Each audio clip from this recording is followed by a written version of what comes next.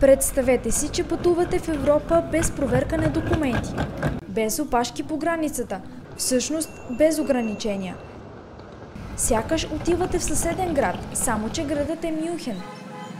Париж. А защо не и Венеция?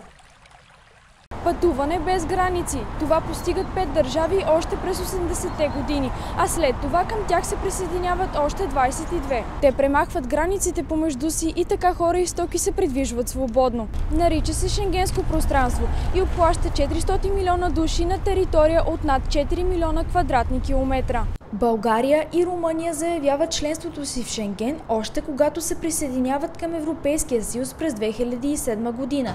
За да бъдат част от пространството, двете държави трябва да отговарят на редица изисквания и да получат одобрение от останалите членки. Миналата година членството на България бе спряно от Австрия и Нидерландия, а на Румъния само от Австрия, заради заплаха от мигранти. Този декември в рамките на Испанското председателство на Съвета на Европейския съюз предстои държавите членки да обсъдят и да решат дали България и Румъния ще се присъединят към Шенгенското пространство. Но преди това пътувам към Виена, за да разбера какво мислят австрийците за присъединяването на нови държави към зоната.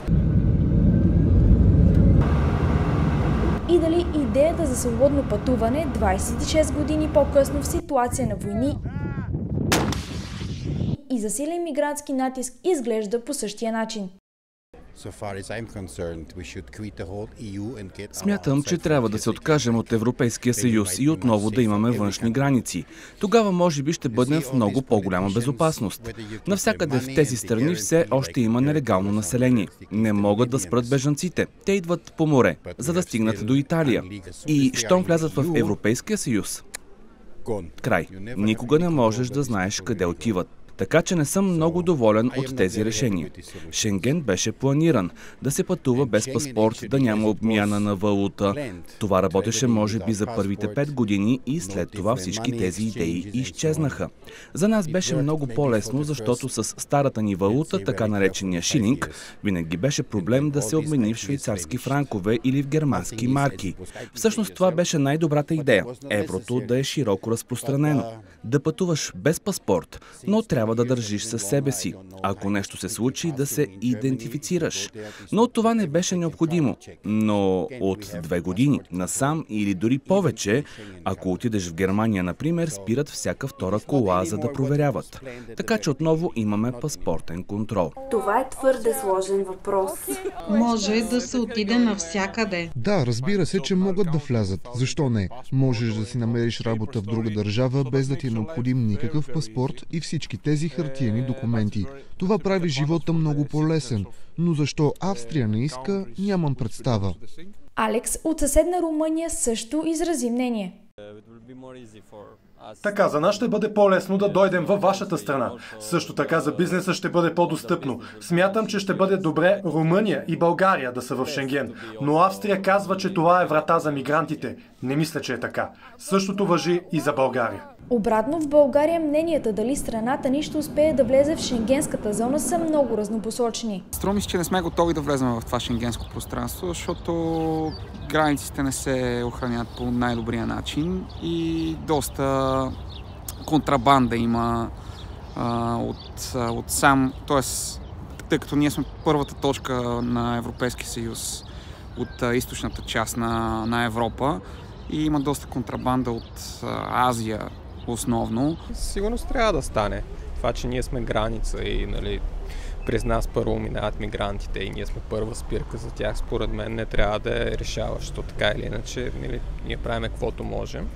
И не е правилно Германия, всъщност Холандия и Австрия да ни спират само заради това.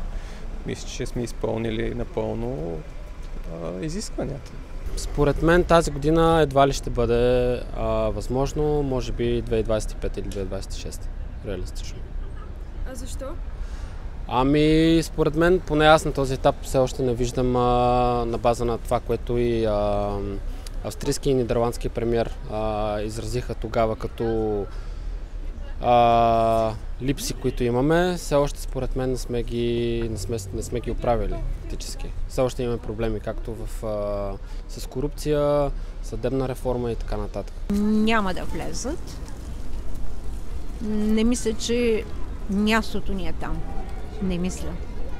Има много работа в държавата, има много работа, която правителството трябва да свърши. Плюсовете са свободното пътуване, свободните граници, най-вече начинът, предполагам, че с работа ще е много по-лесно хората, които са от България, да си намират работа в Европейския съюз и да не трябва